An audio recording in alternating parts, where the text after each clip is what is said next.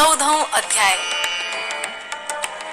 यं ब्रह्मा वरुणेन्द्र रुद्र मरुतस्तन्नन्तु दिव्यस्तवैर्वेदैः साङ्गपदाक्रमोपनिषदैर्गायन्त्यं सामगान् ध्यानावस्थित तत्गतेन मनसा पश्यन्त्यं योगिनो यस्यन्तन्न विदुषुरासुरगणा देवाय तस्मै नमः। श्रीमत्सन्नन चर्चितो जलवपु शुक्लाम्बरा मल्लिका मालालंकृत कुंडला प्रविलसा मुक्ताबली शोभिता सर्वज्ञान निधान पुस्तकधरा रुद्राक्षमालाधरा वाग्देवी वदनाम्बुजे वसतु मे त्रैलोक्य माता चिरम् मुखं करोति वाचालं पंगुलं लंघयते गिरिं यत्कृपातमहं वन्दे परमानन्दमाधवम्। नमो भगवते तस्मै व्यासाय मिततेजसे यस्य प्रसाद दक्ष्यामि महादेवा कथामिमां नारायणं नमस्कृतं नरं चैव नरोत्तमं देवीं सरस्वतीं व्यासं ततो जयमुदीरयेत्। साष्टांग नमनं कृत्वा श्रीस्वस्थानीं परमेश्वर्यं कथायां सुदोपमां देव्यां श्रुत्वा इष्टफलं लभेत्। ओम श्री स्वस्थानी परमेश्वर्यै नमो नमः।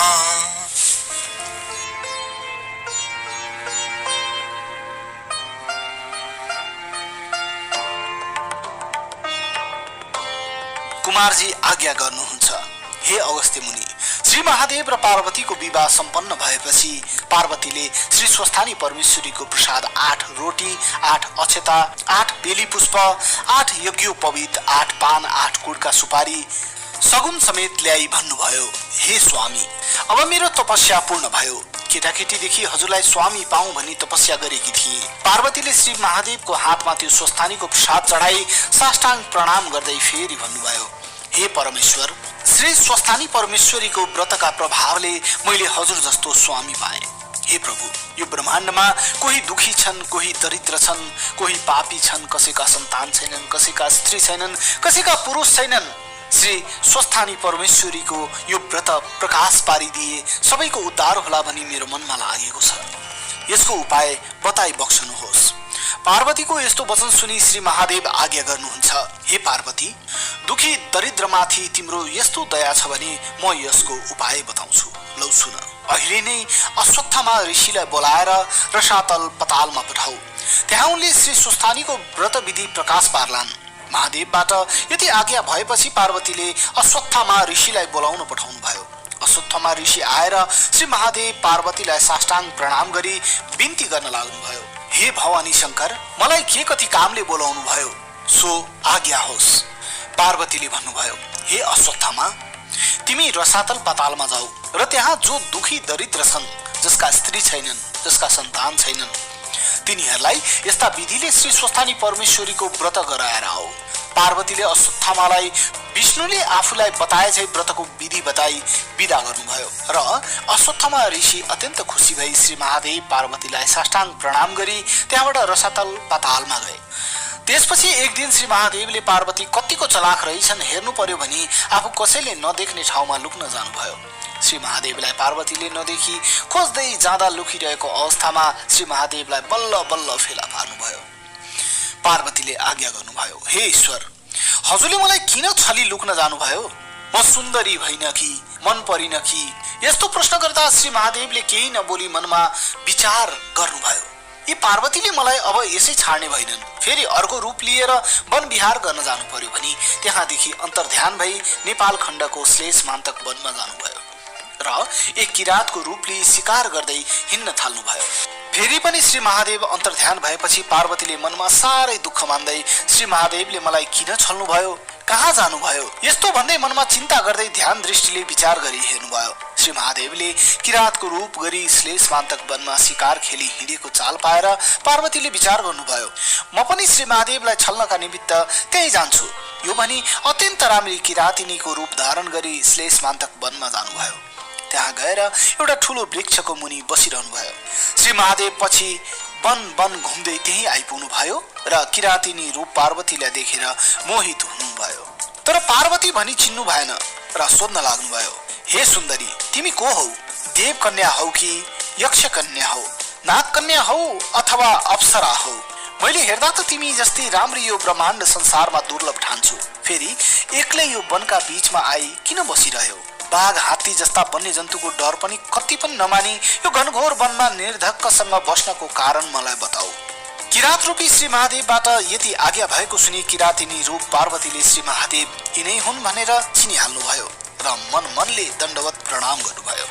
श्री महादेव कस्ता तरहसँग आउनु भएको थियो भने बायाँ हातमा धनु र दाहिने हातमा त्रिशूल लिएका, सर राख्ने ठोक्रो काँधमा राखेका, सर्पको गहना लगाएका महाभयंकर मूर्ति भएका यस्ता किराती रूप महादेवलाई देखेर पार्वतीले भन्नुभयो, हे किरात, म यहाँ बसेको धेरै वर्ष भयो। किरातिनी हुनाले बाघ हात्तीको डर मलाई कति पनि लाग्दैन। तपस्या गरी बसेको छु। यस्ता तरहसँग दुई स्त्री पुरुष बीच अनेक कुरा हुँदै गर्दा साँझ पर्यो। किरात रूप श्री महादेव आज्ञा गर्नुहुन्छ, हे सुन्दरी, तिमी पनि एक्लै छौ, म पनि एक्लै छु। हामी दुवैजना यही बास बसौं। यति श्री महादेवले भनेको सुनि पार्वतीबाट आज्ञा भयो, हे किरात, तिमी लोग्ने मानिस म स्वास्नी मानिस यस्तो वनको बीच कोही नभएको ठाउँमा कसरी एक स्थानमा बास बसौं? फेरि लोग्ने मानिसको विश्वास पनि हुँदैन। राम्री केटी देखेपछि घर परिवार आमा बाबु सबै बिर्सन्छन्। त्यसकारण एकै ठाउँमा बास नबसौं। किरातिनी रूप पार्वतीका यस्ता कुरा सुनेर किरात रूप श्री महादेवले भन्नुभयो, हे सुन्दरी, त्यस कुरामा केही सन्देह र डर नमान भनी चित्त बुझाउनु भयो। त्यस दिन दुई स्त्री पुरुष त्यस वृक्षको मुनि बास बस्नुभयो। यस्ता तरहसँग बस्दा बस्दा केही दिन बित्यो। पार्वतीको मनमा लाग्न थाल्यो, यसरी बसेर कति निर्वाह गर्ने हो। भोलानाथ त यसरी नै बसेर दिन बिताउन पनि सक्नुहुन्छ। अब केही उपाय अपनाउनु पर्यो भनेर मनमा विचार गरी श्री महादेवलाई छलेर एकातिर गई आकाशवाणी भएझै गरी भन्न लाग्नुभयो, हे ईश्वर, तपाईले विचार नपुर्याउँदा हामी ब्रह्मा विष्णु इन्द्रादि देवताहरू सबैले साह्रै दुःख पायौं। यतिकै रनवन डुली बस्नुभयो भने हाम्रो उद्धार कसले गर्ला? हे करुणामय, हे वृषभध्वज, कैलाशको सम्झना गरी हाम्रो उद्धार गर्नुहोस्। यसरी देवताहरूले गरे झै आकाशवाणी भएको सुनेर श्री महादेवले विचार गर्नुभयो, म यहाँ आएको कसैले देखेको थिएन। यो बोल्ने को रहेछ भनेर यताउति हेर्दा केही पत्ता पाउन सक्नु भएन र देवताहरूले भने होलान् भने चुप लागि किरातिनी रूप पार्वतीलाई नदेखि खोज्न लाग्नुभयो। पार्वतीले पनि केही थाहा नपाए झै गरी फल टिपेर खान लाग्नुभयो। किरात रूप श्री महादेव पार्वतीलाई खोज्दै त्यही पुग्नुभयो र भन्नुभयो, हे सुन्दरी, तिमी कहाँ गएकी थियौ? मैले तिमीलाई खोज्दा कहीँ पाउन नसकी अत्यन्त व्याकुल भएको थिए। किरात रूप महादेवको यस्तो कुरा सुनेर किरातिनी रूप पार्वतीले भन्नुभयो, हे किरात, मलाई साह्रै भोक लाग्दा फलफुल खोज्न आएकी थिए। यस्तै प्रकारसित अनेक कुरा गरिरहँदा पूर्ण चन्द्रमा भन्दा पनि राम्री पार्वतीलाई देखि श्री महादेवको चित्त चञ्चल भयो र किरातिनी रूप पार्वतीको हात समात्न लाग्नुभयो। महादेवले यसो गर्दा किरातिनी रूप पार्वतीले भन्नुभयो, हे किरात, तिमी कस्ता रहेछौ? के तिम्रो धर्म यही हो? मेरो त श्री महादेव बाहेक अरू कसैलाई स्वामी बनाउने इच्छा नै छैन। मैले यस्तो प्रतिज्ञा गरी बसेकी छु। तिमीले अन्यथा गरे म तिमीलाई श्राप गरी आत्महत्या गरी मर्नेछु। किरातिनीको यस्तो कुरा सुनेर किरात रूप श्री महादेवले भन्नुभयो, हे सुन्दरी, तिमी त्यसो भन्छौ भने तिमीले आराधना गरेको उनै महादेव म नै हुँ। वनविहार गर्न मन लाग्दा यहाँ आएको हुँ। नपत्या हेर भनी किरात रूप महादेवले आफ्नो ज्योतिर स्वरूपको दर्शन दिनुभयो। यो देखेर किरातिनी रूप पार्वतीले मनमा आनन्द मान्दै महादेवको पाउमा परेर दण्डवत गरी बिन्ती गर्न लाग्नुभयो, हे ईश्वर, त्यसो भए कन्यादान लिन मेरा माता पिता छेउ हिँड्नुहोस्। किरातिनी स्वरूप पार्वतीका यस्ता कुरा सुनि श्री महादेवले हुन्छ जाउँ भनी किरातिनी रूप पार्वतीका पछि लागि जानुभयो। जाँदा जाँदै हिमालय पर्वतका घरमा पुग्न लाग्दा महादेवले विचार गर्नुभयो, यी त पार्वती पो रहेछन्। यसो भनेर चिनेर अत्यन्त आश्चर्य भई पार्वतीले मलाई छल गरी आफ्ना माता पिता छेउ ल्याइछन्। अब म कसो गरौं भनी लाज मानी फेरि अन्तर्ध्यान भई किरातेश्वर शिवलिङ्ग भई नेपाल उपत्यकाको बागमती छेउको श्लेषमान्तक वनको उत्तर भागमा गएर बस्नुभयो। फेरि श्री महादेवलाई नदेखि पार्वतीले अति विलाप गरी ध्यान दृष्टिले विचार गर्नुभयो र महादेव स्वयं किरातेश्वर शिवलिङ्ग भइरहेको चाल पाई बागमतीमा नित्य स्नान गरी किरातेश्वर शिवलिङ्गको ध्यान गर्दै अनेक वस्त्र पहिराई धूप दीप नैवेद्य चढाई पूजा गरी तपस्या गर्न लाग्नुभयो। पार्वतीले स्नान गरेको हुनाले त्यस ठाउँको नाम गौरीघाट रहन गयो। जो मनुष्यले गौरीघाटमा स्नान गरी किरातेश्वर शिवलिङ्गको दर्शन गर्ला त्यसका सबै दुःख कष्ट नाश होला। लक्ष्मी वृद्धि भई यस लोकमा सुख सम्पत्ति मिल्नुका साथै परलोकमा कैलाश पद मिल्ला। श्लेषमान्तक वनमा हिजो आज पनि किरातेश्वर शिवलिङ्ग ढल्किएको अवस्थामा रहनु भएको छ, किनभने महादेव लुक्न जाँदा पार्वतीले देख्लिन् भनेर ढल्किनु भएको हो। हे अगस्त्य मुनि, यस्तै तरहले पार्वतीले नित्य तपस्या गरेको देखि श्री महादेव प्रसन्न भई हसिलो मुख पारी आफ्नो स्वरूपको दर्शन दिनुभयो र जगतमाता पार्वतीले मनमा हर्षित भई महादेवको पाउमा परि दण्डवत प्रणाम गरी अञ्जुली बाँधी बिन्ती गर्न लाग्नुभयो। हे ईश्वर, हजुरले मलाई किन यस्ता तरहसँग दुःख दिनुभयो? म हजुरकी मन नपर्दी भए कि? यस्तो भन्दै अनेक तरहसँग विस्मात गर्न लाग्नुभयो।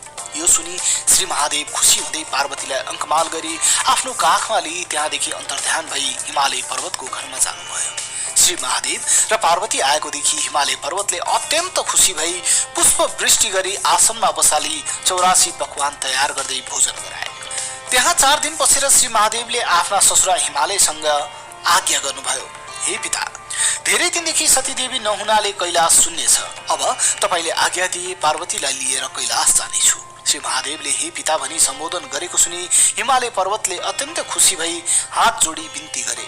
हे त्रैलोक्यनाथ, सम्पूर्ण देवताका पितामह भएर पनि हजुरले आज अज्ञानी झै भई मलाई मोहले छोपी हे पिता भन्नुभयो। यसले मेरो सम्पूर्ण पाप नाश हुन गयो। अब म माथि दया राखी मेरो सम्पूर्ण अज्ञान नाश गरी ज्ञान दिनुहोस्। हजुरको भक्तिमा मेरो चित्त सधैँ लागोस्। त्यसपछि श्री महादेव र पार्वतीलाई नाना वस्त्र अलङ्कार पहिराई सिंहासनमा बसाएर षोडशोपचारले पूजा गरी भोजन गराई स्तुति गर्न लागे। हे भवानी शंकर लक्ष्मी नारायणले समुद्रका घरमा गई बस्दा समुद्रलाई जस्तो आनन्द भएथ्यो त्यस्तै आनन्द हजुरहरू 2 जना मेरो घरमा राज गर्नाले मलाई भयो। हे जगदीश्वर, आफ्ना मायाले ब्रह्माण्ड संसार व्याप्त गरी बस्ने समुद्र मन्थन गर्दा निस्किएको कालकुण्ठ विषले संसार दग्ध पर्न लाग्दा त्यसलाई कण्ठमा राखी सबैको रक्षा गर्ने हे नीलकण्ठ, हे विश्वम्भर, आफूले सृष्टि गरी आफूले नै संहार गर्ने यस्ता हजुरलाई कोटी कोटी नमस्कार छ। हे परब्रह्मा, त्रिपुरासुर दैत्यलाई मार्दा हजुरको सामग्री कस्तो थियो भने पृथ्वी रथ, चतुर्वेद घोडा, चन्द्र सूर्य रथका पाङ्रा, ब्रह्मा सारथी, सुमेरु पर्वत धनुष, शेषनाग धनुको तातो र श्री विष्णु बाण थिए। यस्ता हजुरलाई कोटी कोटी नमस्कार छ। हे युगेश्वर, ब्रह्मा पनि हजुर, स्थावर पनि हजुर नै, जंगम पनि हजुर नै, यमका शासक पनि हजुर, नारायण पनि हजुर, सत्व रज तम त्रिगुण पनि हजुर नै, मृत्यु पनि, कालका काल पनि, गुणका गुण पनि, देवताका देवता पनि, अनाथका नाथ पनि, विश्वरूप मूर्ति पनि, आदि अन्त्य नभएका पनि, अष्ट वसु पनि, द्वादशादित्य पनि, दिक्पाल पनि, ब्रह्माण्ड संसारका सम्पूर्ण प्राणीका हृदयमा बसेर पाप पुण्यका साक्षी भइरहेका पनि हजुर नै हुनुहुन्छ। हे वृषभध्वज, हजुरको महिमा वर्णन गर्न चतुर्मुख ब्रह्मा र 1000 जिब्रा भएका शेषनागको पनि सामर्थ्य छैन भने मेरो कसरी होला?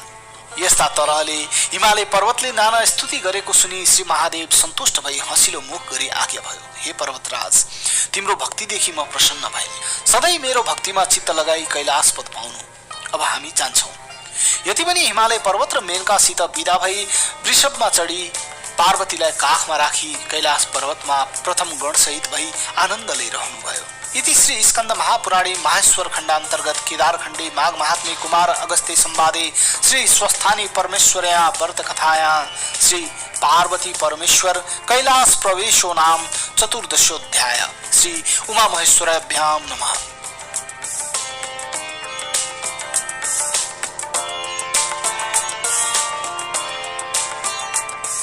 उपनेतु मंगलम सकल जगन मंगलालय श्रीमान दिनकर किरण निबोधित नभ नलिन दल निवेक्षण कृष्ण काले वर्षतु पर्जन्य पृथ्वी सस्यशालिनी देशोऽयं क्षोभरहितो ब्रह्मणा सन्तु निर्भया अपुत्रा पुत्रिणा सन्तु पुत्रिणा सन्तु पौत्रिणा निर्धना सदना सन्तु जीवन्तु शरदं शतम् तत्रैव गंगा यमुना च तत्र गोदावरी सिन्धु सरस्वती च तीर्थानि सर्वाणि वसन्ति तत्र यत्राच्युतोद्धार कथा प्रसंग या कुन्देन्दु तुषारहार धवला या शुभ्रवस्त्रावृता या वीणा वरदण्ड मंडितकरा या श्वेत पद्मासना यं ब्रह्माच्युत शंकरा प्रभृतिभिर्देवैः सदा वन्दितां सा मां पात सरस्वतीं भगवतीं निशेषजा व्यापः कायेन वाचा मनसेन्द्रियर्वा बुद्ध्यात्मना वा नुसृते स्वभावात्